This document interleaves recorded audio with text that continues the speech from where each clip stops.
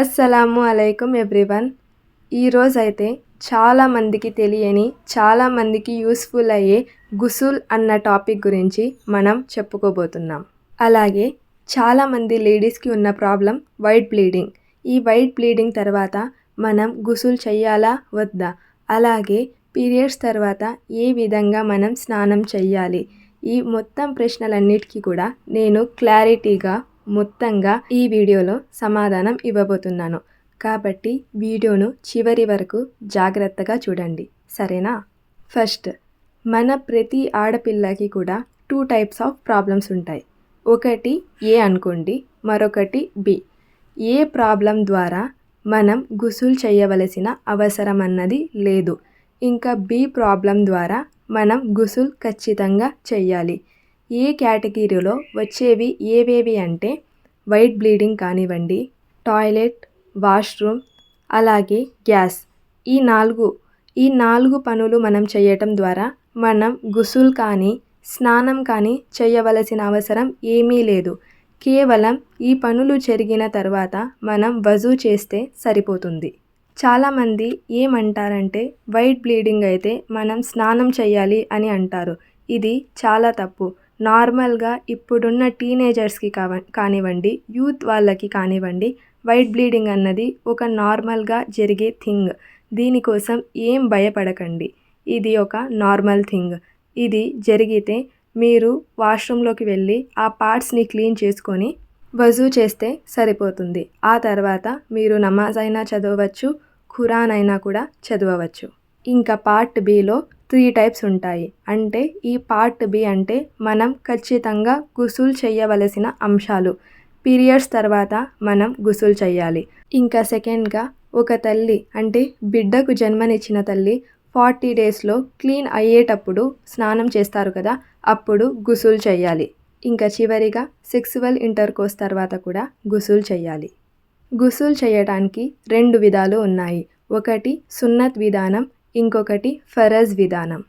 సున్నత్ విధానంలో మనం గుసుల్ చేసేటప్పుడు ముందుగా మనం స్నానం చేసే ముందు నియత్ చేసుకోవాలి. నియత్ అంటే ఫర్ ఎగ్జాంపుల్ మీకు పీరియడ్స్, మీరు 7 డేస్కి ఇంకా క్లీన్ అవ్వాలి అని అనుకుంటున్నారు. కాబట్టి మీరు మనసులో ఈరోజు 7 డేస్ కాబట్టి నేను క్లీన్ అవ్వటానికి గుసుల్ స్నానం చేస్తున్నాను అని నియత్ చేసుకోవాలి. ఆ తర్వాత మన మనసులో బిస్మిల్లా అని అనుకొని మన 2 చేతులను కూడా 3 సార్లు కడుక్కోవాలి.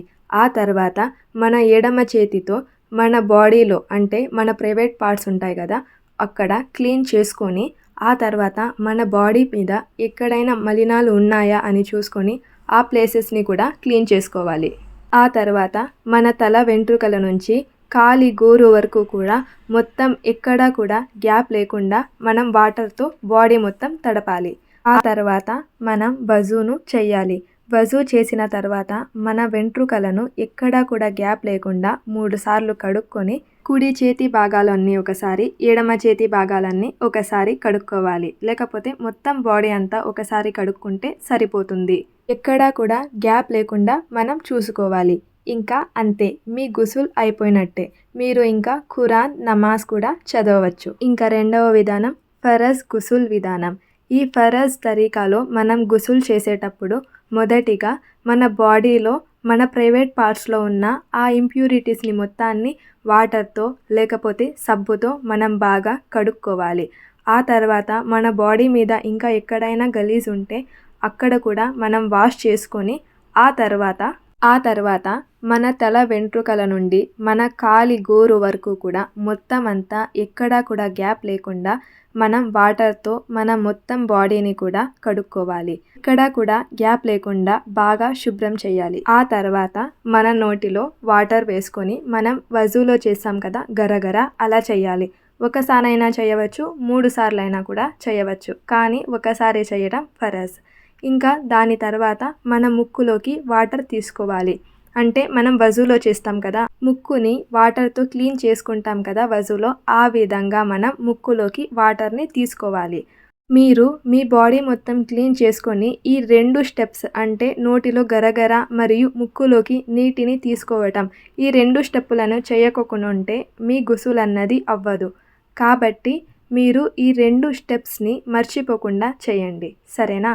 ఇంకా ఆ తర్వాత మీరు ఎలా స్నానం చేస్తారో ఆ విధంగా స్నానం చేసేయండి. మీ గుసులన్నది ఇంకా అయిపోయింది. ఇంకా మీరు నమాజ్ చదవచ్చు, ఖురాన్ కూడా చదవవచ్చు. ఇంకా మనం దృష్టిలో పెట్టుకోవాల్సిన కొన్ని ముఖ్యమైన అంశాలు. ఫస్ట్‌ది, ఎవరైనా కానీ టైట్ జ్యువెలరీ అంటే రింగ్ కానివ్వండి, బ్రేస్లెట్ కానివ్వండి, ఇలా టైట్‌గా ఉన్న ఏ జ్యువెలరీ అయినా కూడా లూజ్‌గా చేసి అక్కడ కూడా వాటర్ వెళ్ళేటట్టు చూసుకోండి. అలాగే ఎవరైనా కూడా నెయిల్ పాలిష్ ధరిస్తే దానిని రిమూవ్ చేసిన తర్వాతే మీరు గుసుల్ అయినా కూడా, వజూ అయినా కూడా చేయండి. ఇలా నెయిల్ పాలిష్‌ని రిమూవ్ చేయకోకుండా మీరు గుసుల్ చేసినా కూడా, వజూ చేసినా కూడా మీ వజూ కానీ, గుసుల్ కానీ కంప్లీట్‌గా అవ్వదు.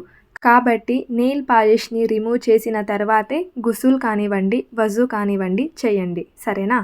ఇంకా కంప్లీట్‌గా చెప్పాను అనే నేను అనుకుంటూ ఉన్నాను.